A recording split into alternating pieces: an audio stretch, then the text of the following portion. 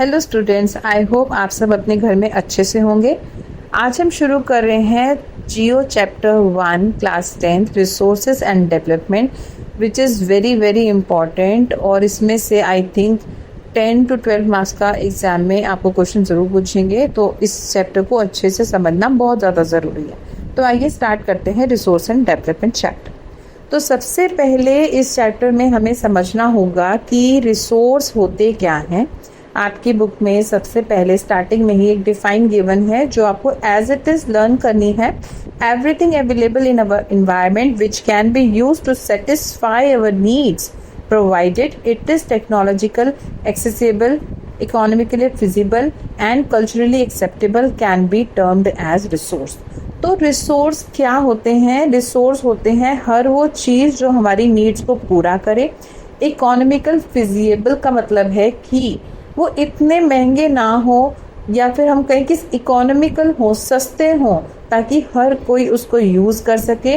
और culturally accepted, यहाँ culturally accepted को समझना बहुत ज़्यादा ज़रूरी है। हमारे देश इंडिया में हम गाय को माता का सम्मान देते हैं। तो अब मान लो कि कोई फ्यूल ऐसा बन रहा है जहाँ पर गाय का जो स्किन है वो यूज़ हो रही है, तो आधे से ज़्यादा लोग तो उसे यूज़ ही नहीं करेंगे। तो कल्चर भी हमारा उसे एक्सेप्ट करे, ऐसी जो चीज़ होगी जो हमारी नीड्स को पूरा करे, वो होते हैं हमारे रिसोर्स। तो आपको इसको बहुत अच्छे से समझना है और इसकी डिफाइन प्रॉपर याद भी रखनी है। अब आपको नेक्स्ट गिवन है, एक डायग्राम गिवन है जिसमें आपको एनवायरनमेंट रिसोर्स के बारे में समझा रखा है और नीचे आपको क्लासिफिकेशन भी दे रखा है।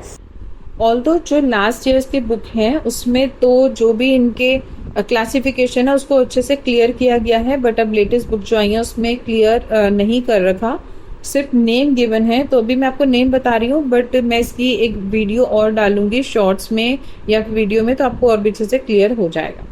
तो अभी के लिए हम देखते हैं कि on the basis of origin, origin मतलब जहाँ से रिसोर्सेज बनते हैं, तो वो बायोटिक और अबायोटिक होते हैं। ये तो आपने बहुत पहले ही पढ़ रखा होगा, 4th क्लास में ही आ जाता है। On the basis of exhaustibility, renewable and non-renewable. On the basis of ownership, individual, community, national and international. And on the basis of status of development, potential, developed stock and reserve. 1 mark question can come. Either they will give you an MCQ या फिर आपको कोई question पूछा जा सकता है कि origin के बेस पे कैसे डिवाइड करते हैं and so on. चांसेस है कि रिन्यूएबल, नॉन रिन्यूएबल, बायोटिक और बायोटिक की डिफाइन भी आपसे पूछी जा सकती है। तो वो तो आप खुद भी लिख सकते हैं, और आपको वर्ड टू वर्ड आ जाए तो बहुत अच्छी बात है। कुछ डिफाइंस आपको ना ज्योग्राफी और इकोनॉमिक्स से वर्ड टू वर्ड लर्न करनी पड़ेगी, मैं साथ के साथ आपको क्लियर भी कर देती हूँ। जैसे अभी आपको मैंने रिसोर्स भी बताइए कि बहुत इंपॉर्टेंट है और 2 नंबर में वो आराम से आ सकती है। नेक्स्ट पेज पे अगर हम देखते हैं तो लिखा हुआ है कि resources are vital for human survival as well as for maintaining the quality of life. It was believed that resources are free gift of nature. As a result, human beings use them indiscriminately and this has led to following major problem. अब यहाँ पर हम देख पा रहे हैं कि resources सब खुल के यूज कर रहे हैं, कोई ये नहीं सोच रहा कि फ्यूचर जनरेशन के लिए बचेंगे कि नहीं। तो उस चीज पे ध्यान देना बहुत ज्यादा जरूरी है, क्योंकि प्रॉब्लम्स क्रिएट हो रही हैं। क्या प्रॉब्लम्स क्रिएट हो रही है? फर्स्ट है depletion of resources for satisfying the greed of a few individual. अब यहाँ ग्रीड की बात आ रही है। ये भी हो सकता है कि मैं एक बाल्टी पानी से नहा लूं, पर मैंने आज शावर चला दिया और मैं आधा घंटा इंजॉय कर रही हूँ, तो उसमें हमारा बहुत सारा पानी वेस्ट हो रहा है। ये मेरी नीड नहीं है, मेरी ग्रीड है। तो हमें रिसोर्सेज के लिए ग्रीड को कम करना पड़ेगा, या यूं कहीं खत्म ही करना पड़ेगा। हमें नीड के हिसाब से ही रिसोर्सेज को यूज करना चाहिए। Second है accumulation of resources in few hands, which in turn divides a society into 2 segments, haves and haves not, rich और poor. तो यहाँ पर भी आप एग्जाम्पल ले सकते हैं कि मान लो भाई पानी का एग्जाम्पल मैं आपका ले रही हूँ कि कुछ लोग सबमर्सिबल लगवा रहे हैं या कुछ ऐसा सिस्टम लगवा रहे हैं कि उनके यहाँ पानी की कोई दिक्कत नहीं है, और क्योंकि उनके यहाँ पानी की कोई दिक्कत नहीं है तो वो उसका मिस यूज कर रहे हैं, वेस्ट कर रहे हैं। ऑल्दो आपने देखा होगा कई सारे ऐसे गांव हैं या कई सारे ऐसी कॉलोनीज हैं, दिल्ली में तो बहुत सारी हैं, जहाँ पर पानी आता ही नहीं है कई कई दिन तक। तो ये जो accumulation of resource in few hands है, वो उसका रीजन बस यही है कि वो अफोर्ड कर सकते हैं, उनके पास पैसा है, तो वो मिस यूज करते हैं उन रिसोर्सेज का।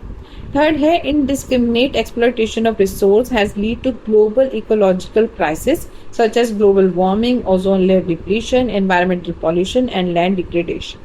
तो हम ये भी अब तो देख ही रहे हैं कि इस साल कितनी बारिश आई है और ये ग्लोबल वार्मिंग की ही वजह से है, क्योंकि हमने जितनी भी डिफॉरेस्टेशन की है उसके ही आफ्टर इफेक्ट अब हम देखने को खड़े हुए हैं कि अब देखो आगे क्या क्या चीजें हमें और देखने को मिले। तो यहाँ पर हमने समझा कि जो रिसोर्सेज हैं वो ऑलरेडी बहुत लिमिटेड हैं, वो बहुत ज़्यादा नहीं होते। Take the example of water. Water जो पीने का पानी है वो तो कुछ परसेंट ही है, बाकी सारा सलाइन वाटर है, ओशन वाटर, और भी हमारे पास वो टेक्नोलॉजी नहीं है कि उसको हम पीने लायक या यूज करने लायक बना सकें। अभी हमने इतनी तरक्की कर ली, साइंस ने इतनी तरक्की कर ली, बट स्टिल हमारे पास कोई टेक्नोलॉजी नहीं है कि हम उस सलाइन वाटर को पीने लायक या फिर यूज करने लायक बना सके। तो हमें ये रिसोर्सेज को सेव करना ही होगा। पेट्रोल है, वुड है, वाटर है, क्योंकि अगर हमने इसको इसी तरीके से यूज किया तो फ्यूचर जनरेशन के लिए कुछ भी नहीं बचेगा। मेरी जो एक लास्ट वीडियो आई थी इकोनॉमिक्स के चैप्टर में, हमने वहां पर भी पढ़ा था अबाउट सस्टेनेबल डेवलपमेंट। मैंने तब आपको बताया था कि जियो में भी आपका सेम आएगा क्वेश्चन, तो आपको अच्छे से इसकी डिफाइन याद रखनी है सस्टेनेबल डेवलपमेंट की। मैं आपको इजी लैंग्वेज में समझा देती हूँ कि सस्टेनेबल डेवलपमेंट वो डेवलपमेंट होती है जब हम रिसोर्सेज को कुछ इस तरीके से यूज करते हैं कि ना तो वो एनवायरनमेंट को हार्म कर रहे हैं और हम फ्यूचर जनरेशन के लिए भी कुछ सेव करके रख रहे हैं। तो sustainable economic development means development should take place without damaging the environment and development in the present should not compromise with the need of the future generation. तो यहाँ पर ही आपको डिफाइन मोस्ट इंपॉर्टेंटली लर्न करनी ही है, 2 marks में question पूछ लिया जाएगा। तो इसी प्रॉब्लम के सॉल्यूशन के लिए 1992 में रियो डी जेनेरियो में अर्थ समिट हुआ था, जहां ये देखा गया था कि रिसोर्सेज अब खत्म हो रहे हैं और हमको इनको सेव करना होगा। तो जून 1992 में ये जो मीटिंग है रियो डी जेनेरियो ब्राजील में रखी गई थी, और यहाँ पर इंटरनेशनली बहुत सारे लोग आए थे ये डिसीजन लेने के लिए कि अब कैसे हम अपनी जो इन्वायरमेंट है उसको प्रोटेक्ट करें, या फिर जो और बेसिक हमारी बहुत सारी दिक्कतें हैं उसका सॉल्यूशन हम कैसे निकालें। तो यहाँ पर आपको ये जो पैराग्राफ गिवन है इसके ऊपर ऑल्दो 1 मार्क का ही क्वेश्चन आता है कि कहाँ पर ये मीटिंग हुई थी। कभी भी मैंने इसका क्वेश्चन लॉन्ग में नहीं देखा है, बट आप एक बार पढ़ जरूर लेना कि कई बार 1 या 2 नंबर में क्वेश्चन पूछ ले तो आपको समझ आना चाहिए कि इसमें क्या है।